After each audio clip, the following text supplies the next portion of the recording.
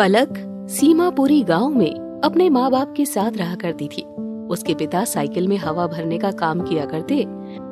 उसके पिता बहुत गरीब थे और मुश्किल से अपने घर का गुजारा कर पाते थे। वहीं पलक को साइकिल चलाने का बहुत शौक था।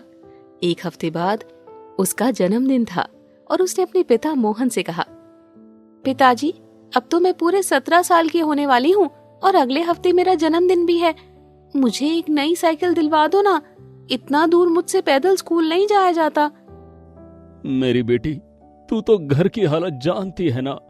मेरे पास पैसे होते तो मैं तुझे कभी मना नहीं करता। बस बाबा, आप जब देखो बहाने देने लगते हो, कभी मेरी बात सुनते ही नहीं।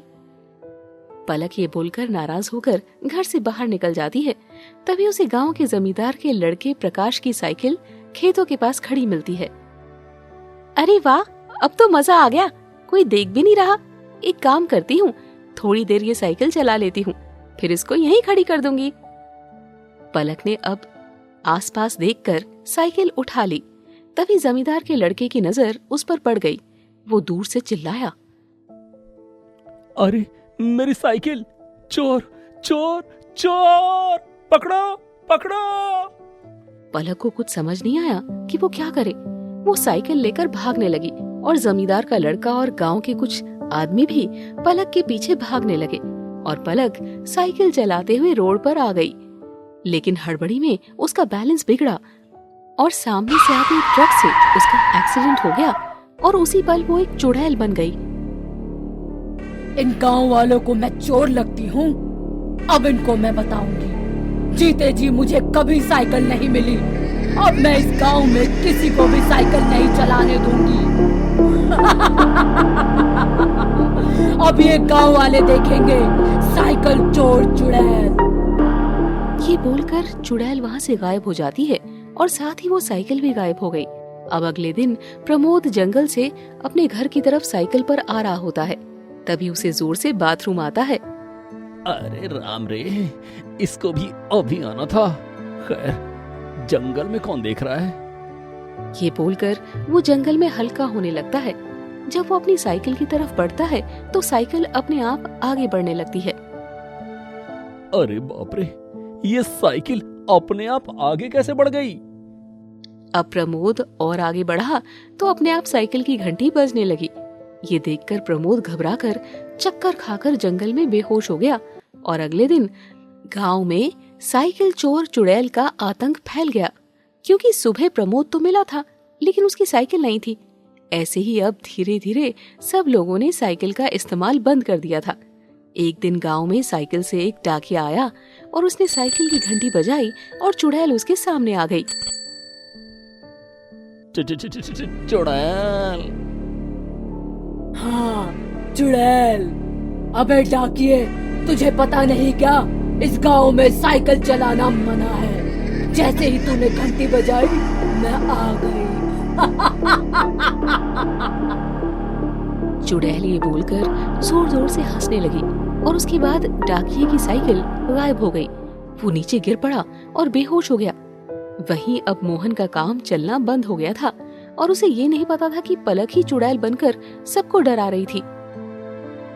न जाने हमारा पेट हम कैसे भरेंगे।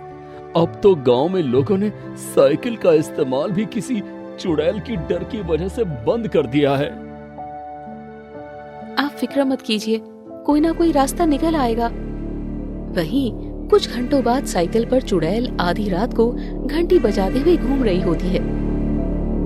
मैं चली, मेरी साइकिल पर चली, मुझसे डरे हर कोई। मैं चली। अब गांव में आधी रात को चुड़ैल के घूमने से बच्चे डरने लगे थे। माँ, ये गाना कौन गाता है आधी रात को। बच्चे सो जा, ये साइकिल चोर चुड़ैल है, कहीं घर में ना आ जाए। गांव वालों ने डरकर बहुत पूजा पाठ करवाया। कोई साइकिल खरीद कर पूछता तो कोई साइकिल मंदिर का दान करता, पर कोई फायदा नहीं हुआ। एक दिन गांव की रिमझिम शाम के समय साइकिल से जा रही होती है कि तभी 2 गुंडे उसके पीछे पड़ जाते हैं। अरे हमसे बचकर कहां जाएगी? आज इसे हम कहीं जाने नहीं देंगे। छोड़ दो मुझे, मैं तुम्हारे हाथ जोड़ती हूँ, छोड़ दो। रिमझिम ये बोलती है, लेकिन गुंडे उसकी तरफ बढ़ने लगते हैं। रिमझिम जंगल की तरफ भागती है। कोई बचाओ मुझे, मुझे बचाओ, मेरी मदद करो। तभी वहाँ पर साइकिल चोर चुड़ैल की साइकिल आ जाती है, जिस पर चुड़ैल बैठी हुई थी। रिमझिम डर जाती है, क्योंकि आगे चुड़ैल थी और पीछे गुंडे। तभी गुंडे उनके पास आए और चुड़ैल ने बोला, मेरे होते हुए कोई भी किसी लड़की के साथ गलत नहीं कर सकता, समझे तुम? चुड़ैल, चुड़ैल। हाँ चुड़ैल, अब हिम्मत है तो मुझे छेड़ के दिखाओ। हम गुंडे हैं, पागल नहीं जो चुड़ैल को छेड़ेंगे। गुंडे भागने की कोशिश करते हैं, लेकिन चुड़ैल अपना हाथ लंबा कर उन्हें पकड़ लेती है और अपनी शक्तियों से उन्हें खूब मारती है।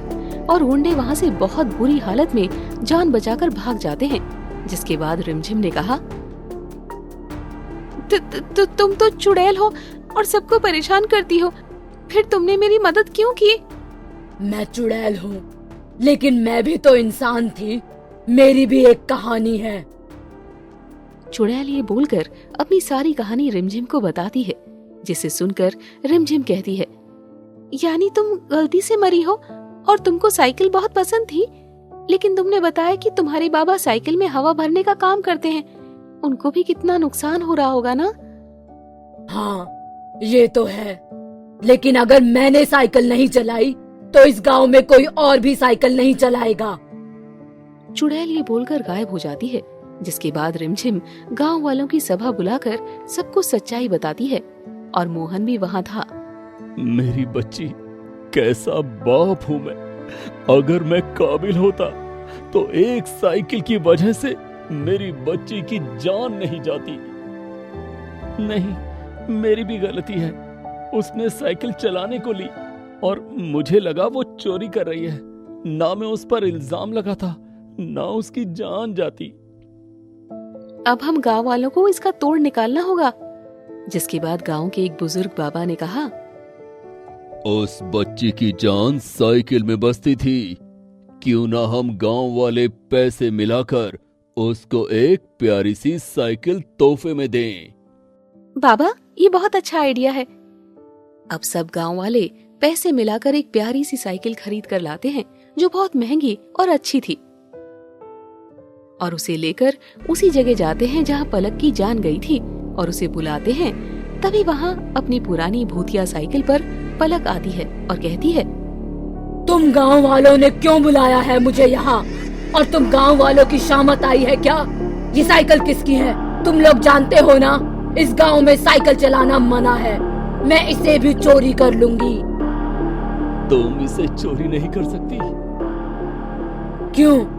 मैं इस साइकिल को चोरी क्यों नहीं कर सकती? क्योंकि ये साइकिल तुम्हारी है। ये हम सब गांव वालों की तरफ से तुम्हारे लिए एक तोहफा है। ये सुनकर चुड़ैल हैरान हो जाती है और खुश भी।